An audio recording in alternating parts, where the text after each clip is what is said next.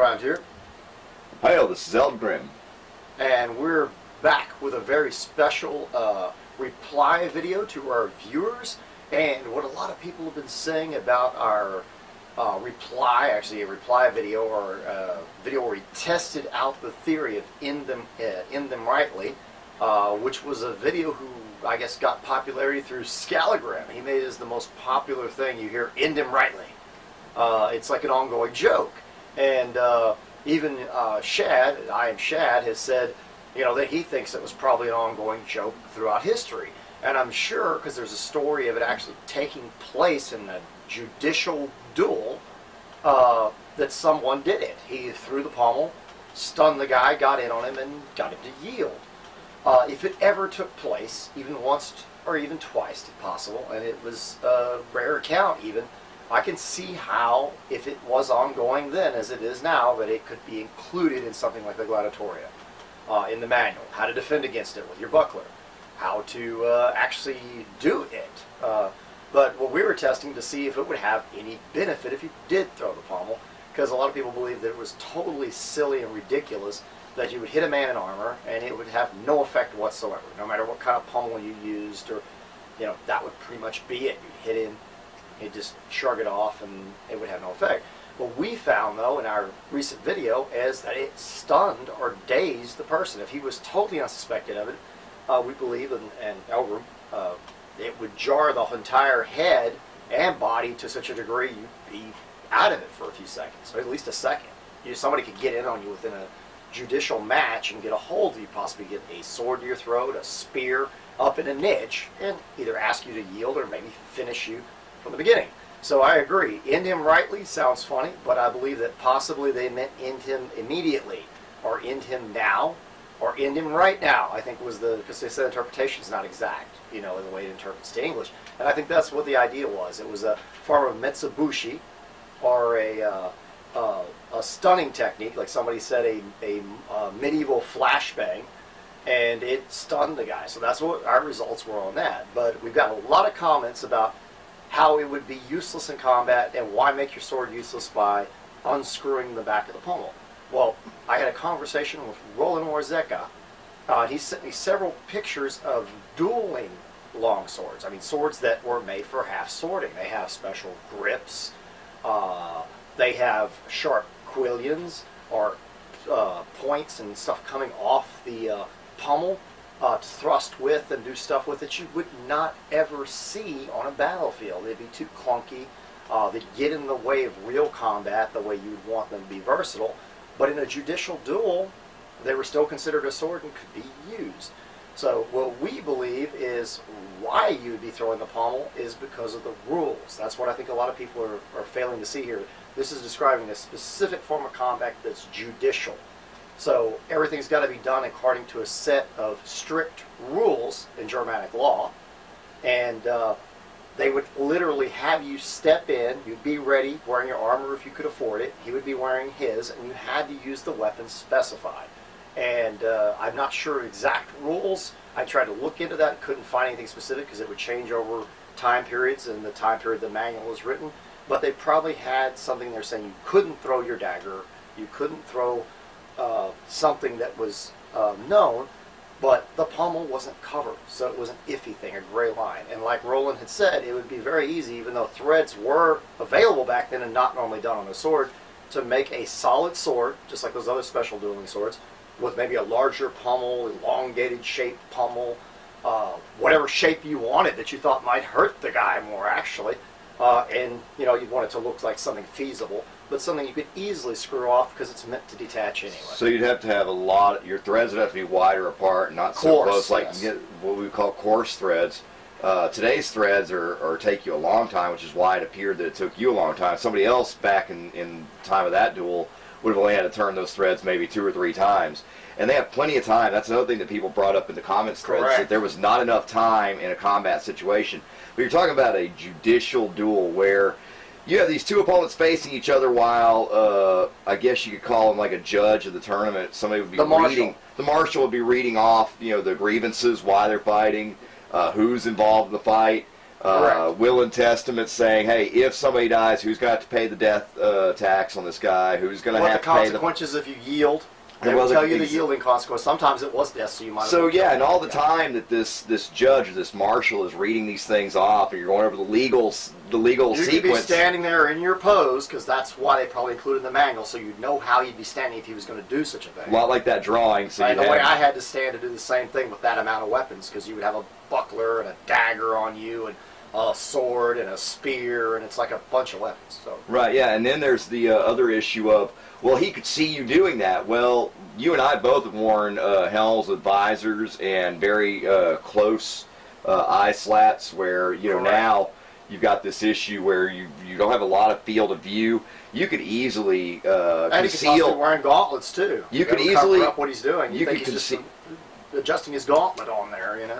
You can conceal what you're doing fairly easy, and especially like we already described once, that you've got somebody that's jabbering on, reading these lists of grievances and going through the whole pomp and circumstance for the duel, and also limited vision because of your armor and other things, the distance you're at before you start. I think you'd have plenty of time with coarse threads that you can just 1, 2, 3 and have it positioned still. And when they say lay on, like you're holding your sword ready to go. Yeah, and when they say lay on, that's all they would notice. There it goes. It's and out. It's an instant thing. It's something before you've engaged. You haven't had time for both of you to square off, because you're either going to do 2 things. Either you're going to try to rush into each other, which is stupid, which most people won't.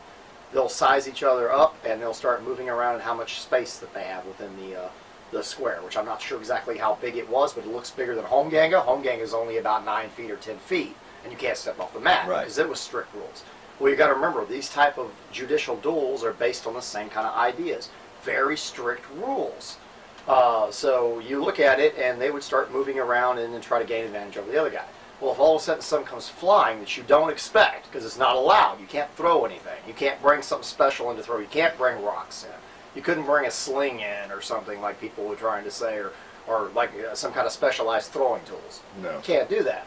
So all of a sudden something goes flying and hits you, stunning you, dazing you. Now let's also. If somebody's grappling with you, all of a sudden it could end the match immediately. Well, it'd be an instant win for the person who did it, going yield or just outright stab you in the throat or up under the armpit. It'd pretty much be the end of the match. Right. Well, I'd like to bring up that not only is it sudden, but the fact is that it's such a small object traveling at such a high rate of speed. With a limited visibility, unless there's you a very expected it, like it's in the drawing, to tip you off. The guy might be doing that if it's a possibility. Even it may be an ongoing joke back then. Who knows? But you could take your bugler and always just move it. And then show that on the if manual. You see it coming. But there's always the chance. Like I said, it's such a small object. Correct. And it's traveling at a high rate of speed. You'd have to see him in that moment as he draws back and know it's coming. Correct. And there's a possibility you could do that. We're not saying that you can't dodge it, but I think that given the right circumstances, you could definitely pull it off. I'm not saying it's something that happens 100% of the time. Right, and I'd asked Roland Warzecha about it. His old Hamburg group is the one, and I believe it's the same one that Skalligrim saw, because he has answered me back on this, that somebody did the test and got similar results in full armor. And Roland said, yes, it was his Hamburg group, his old one, that did the testing, and that's what they determined, the same thing we did.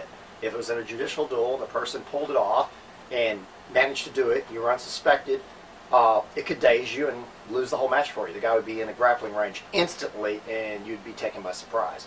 If he expected it, he could theoretically block it with his buckler, and they proved that. It's a video online. We linked it in the old video, so people can go see it. There'll be a little link on there or down in the description. I'll put it down in this one too, so you can see. Right. So I mean, all in all, I would say that it's Skalligrim that got the question started on this. But I think I love it. It's everybody loves ending rightly. I mean, we all use that as a joke. Yeah, Everybody online that's in HEMA, all different types of European martial arts will use that as an right. But I think the contributions of Roland Warzecha and ourselves, I think, have really given new life to this idea, and it's something that can be further explored with further testing. As I understand it, Skalligrim says that he's going to turn around and test this eventually to try and see what he comes up with. His living conditions at the current time, is what he's told me, don't allow for him to test it properly. I know he's in a HEMA group. I don't know if they have full harnesses, because that's harness fetched in, to test it with armor. But he plans on testing it, and he already is theorizing he's going to get... So he already got 2 tests other than his. He's already theorizing it's going to be the same kind of results, pretty much. Right, right. Well, you know, I think it's been. I think I'm looking forward to it. I want as soon as you get it out, Skal, if you get this video and get to watch it, because we are giving you a big shout out here. Please, or if somebody like Shad wants to do it, somebody test it out again and find out what you think. If you agree with us under the circumstances, that it would be effective. I think we've pretty much cleared up all the questions people have had about the end and rightly idea from our previous tests. I think it's not a battlefield thing. It's not something you'd want on a sword that you would carry every day in combat or on your side. It's a dueling sword that you would have. Yeah, and it would be so. Yeah, I think we've really comply to laws. I think we've really been able to clear that all up, and I think it still holds true with our tests. I don't think that you can ever take away what we proved with those tests. So that's really awesome. Some updates before we close out. A lot of people have been asking about the armor on the channel, and good news is we have been working on the armor video for the Japanese armor. That's JapaneseArmor.com. We've been working on that, and that's been going really well. In fact, we've been doing some rehearsals with Lalo over at Master Lalo, at the Bujinkan, and I have the video queued up. If you'd like, I can roll it up here for them. Let everybody see it. Let them check that out. And I think this is really awesome here. Yeah, we actually use I use a hambo, so if everybody's curious what that weapon is. It's not a sword. It's not a no dachi or something. It's a hambo. Not a hambo, but a Joe. I am so out of it. Not a 3-foot stick, but a 4-foot. It's a Joe, which is a 4-foot staff, and I'm using it against a katana. Well, and Eldgrim is the one wielding the katana. What we're doing here is it's rehearsal. It's just for us to get comfortable in it before we actually do real shooting. But we have a really big thing planned for this armor, and when you see what we have planned for you, you're going to be thinking to yourself it was worth the wait. So we're really excited to present to you our first video with the Japanese armor. So please be patient with us on that. Man, you move really well in that armor. It looks great. I mean, it looks so good. Well, speaking of being tired, though, our schedules have not been syncing up well, so that's another apology we'd like to put out there. We're sorry we haven't been putting as many videos out. Right. Because our schedules have been conflicting, and there's been a lot of work going on. Relatives have been in town. All kinds of things going on that have contributed to us not being able to put out the content we normally have. This is true, but we are working very hard to get our schedules to sync up, even if it's at uncomfortable hours. And we're trying to get more content out for you. I've had a long day. Right, so please be patient. We are trying to get more out. Make sure that you like this video, subscribe to our channel, tell your friends about this channel, and have them come and subscribe to our channel. Also, find us on Facebook at Thrand and Eldgrim's Well of Remembrance. We also have the Thrand YouTube Boat Crew. That's our closed group. Look it up on the search engine, and don't forget to donate at www.patreon.com/Thrand. Those donations go directly into materials we need for our channel. It does not go into weapons. It does not go into armor. It does not go into frivolous spending. It is used for the channel to have test materials and other items. Lighting, everything. Wires we might need, anything. Anything we use that's a test material that's tangible, and after we use it, we have to replace it. That's where it normally goes. Wait, if y'all want to make a one-time donation and you can't do something monthly, you can also go to PayPal and use Thrand@yahoo.com, which is an email address, but it's also the ID to donate one time there. You can send me messages there, or you could do the Thrand at gmail.com, because I do watch that one a little more avidly than I do the Yahoo, but the Yahoo is the ID for PayPal. I hope you all enjoyed our little follow-up on the video, because we noticed a lot of people were confused about the judicial laws, rules, and how it would occur. I hope we've kind of straightened that out where people can see it in the context that we did when we tested and why we thought it was valid. But anyway, I hope you enjoyed our video, and we'll try to keep stuff coming out to you quick as possible. And farewell.